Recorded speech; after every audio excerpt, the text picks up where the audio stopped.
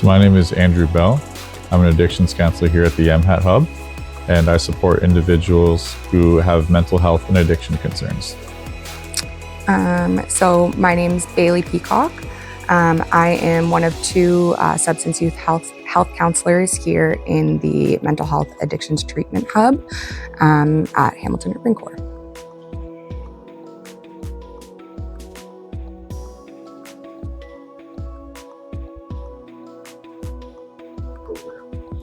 So the clients that we see vary from all different aspects of life. We have individuals that are on income supports. We have individuals who have full-time jobs. We have a vast we have a various amount of clients that we see. We try to make our program low barrier, so that explains the different variety of clients that we have here. Yeah, I think one of the great things about the hub is that we have such a big variety of clientele that we see. We do see a large demographic of precariously unhoused individuals or substance users, but we also have a variety with the tie with our clinic. We also see a lot of newcomers as well, but it's really just a full kind of wraparound of different individuals that we see. And how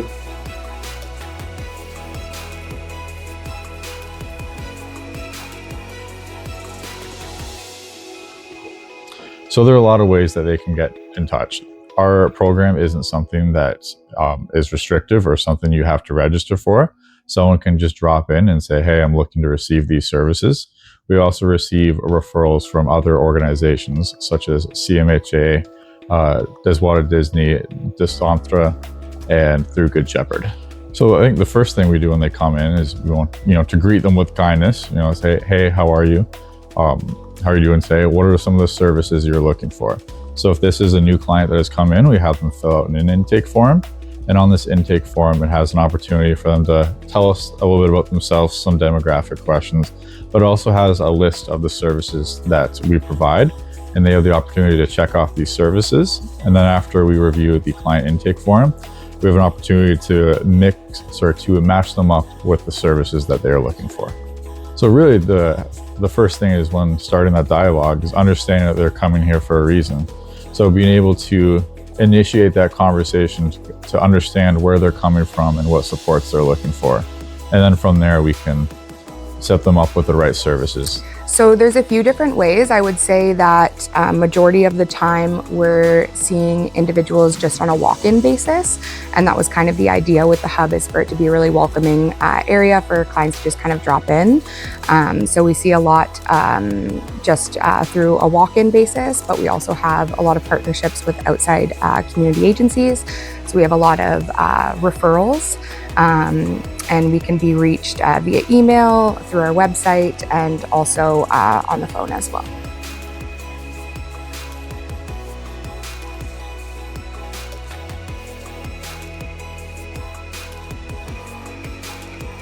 Yeah, so the awareness stage is really a lot about, the component of giving these psychoeducational components to clients in order for them to effectively make an informed decision, right? It's very difficult to come to an overall decision, whether that's about recovery, mental health, or anything, if we don't have all of the kind of educational components there for us to kind of navigate.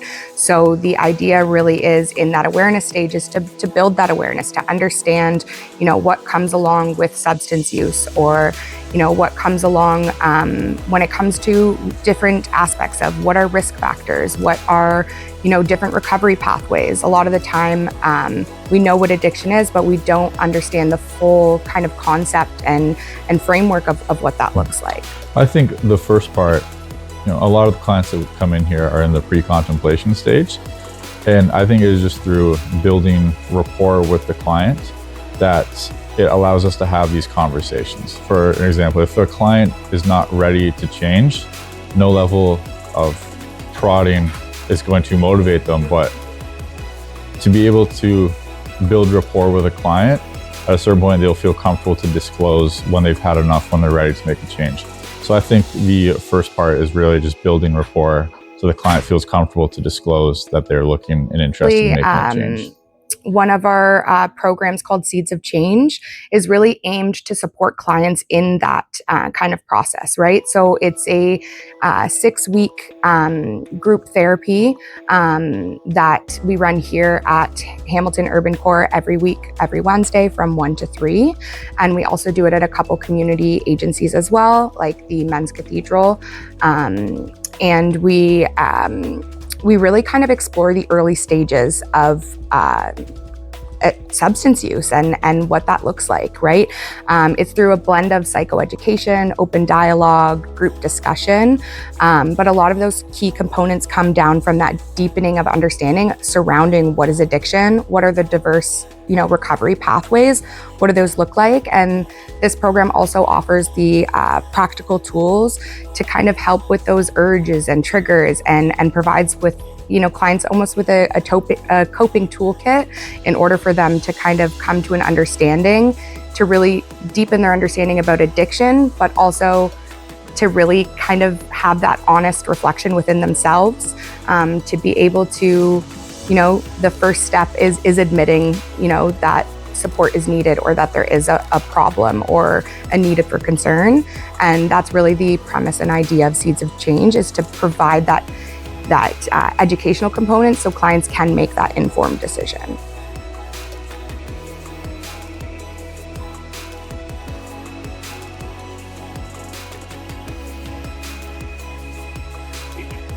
Yeah, so preparation is the third stage out of 5 in the stages of change. And this stage really, we tend to see individuals beginning to be ready to make a change. And a lot of the times within this stage of change, clients are really, they're weighing those pros and cons of making this change. And those pros are heavily outweighing the cons in this stage is typically what we see. With that, this is where we see that motivation kind of become more intentional. And we see, a higher internal motivation, while leaning on those external motivators as support.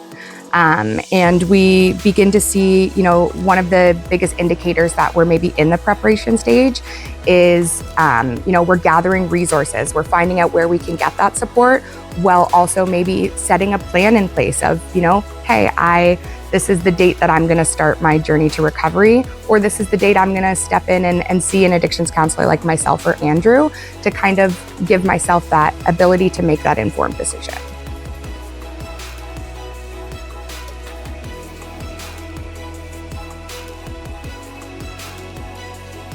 Okay. So as we kind of transitioned over from a CTS kind of framework over to the HART Hub model, we really wanted to keep the low barrier aspect. So having clients be able to just kind of drop in and not have, set appointment times all of the time. So we do have those drop-in aspects at all times, but it's really the philosophy is to just meet clients where they're at, right? We want to come from an anti-oppressive, client-centered approach. So we're really here to kind of just be the passenger while the client is the driver. And that's kind of the model that we try to strive towards here in the Hub. Yeah, so, as we know, recovery varies from person to person, as does treatment, right? So, and especially with the switch from CTS to this HART Hub, we have, clients who are maybe navigating through a harm reduction approach, and we welcome all of those clients to come and go through whether it's Seeds of Change or individual counseling, but we're rooted in supporting through treatment into something like our Aberdeen location, which is an abstinence-based approach. So the idea through recovery, although it can start from one framework, it often switches to another, and that's kind of the philosophy and ideas of the HART Hub model. And so the idea for treatment is we see a lot of success in structure and routine, right? So we'll see that a lot in treatment as well. But this can often also look like, if we're not utilizing a treatment facility, like a bed-based treatment, it can look like day treatment programming. It can look like NA or AA or smart recovery, right? So there's a lot of different approaches to recovery or to treatment, but a lot of them are rooted in that component of connection to others, whether that's through group programming or individual counseling. Well, the HART Hub supports both abstinence and harm reduction. So it would be individuals making an improvement on their life, whether it be cutting down substances to the point where they can live a productive life in the community, or whether it be abstinence, where they're able to kick a habit.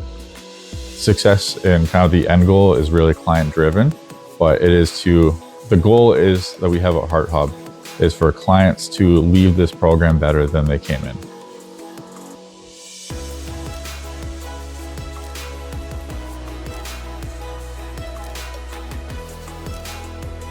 Yeah, I think it's almost an oxymoron, right? Because when we're saying life skills, right, it's kind of in the name.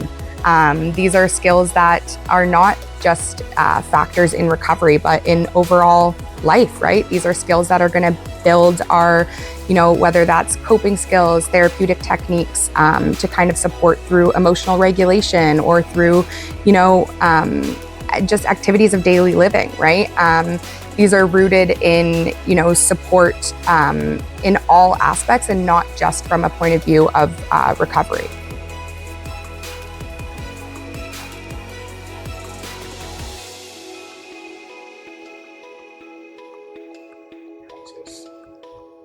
Yeah, so I really like this question because I think it speaks to the importance of the frame of mind that we're aiming to support clients in, successfively achieving through programming. And I think the idea in that is to kind of, we hear a lot of the time of sober living, right? But there's a difference between sober living and living in recovery, right? We can be sober, but not be active in our recovery. And when that happens, it opens up gaps or barriers or,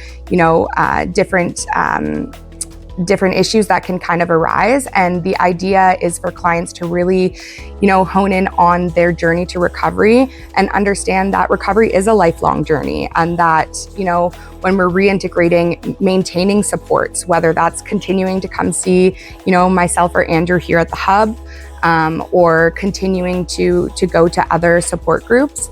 I think the main component to that is, living in recovery versus sobriety. What happens to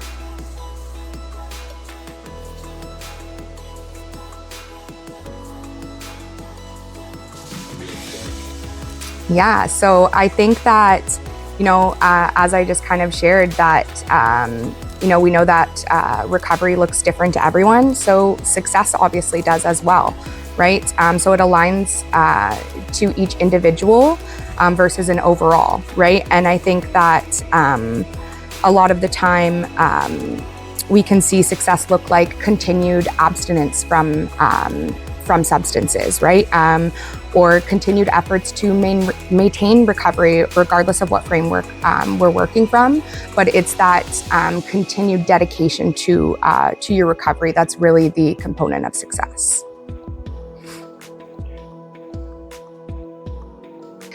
Absolutely not. I think that we would really be doing a disservice to, one, myself as a professional. I got into this field and this career to help people.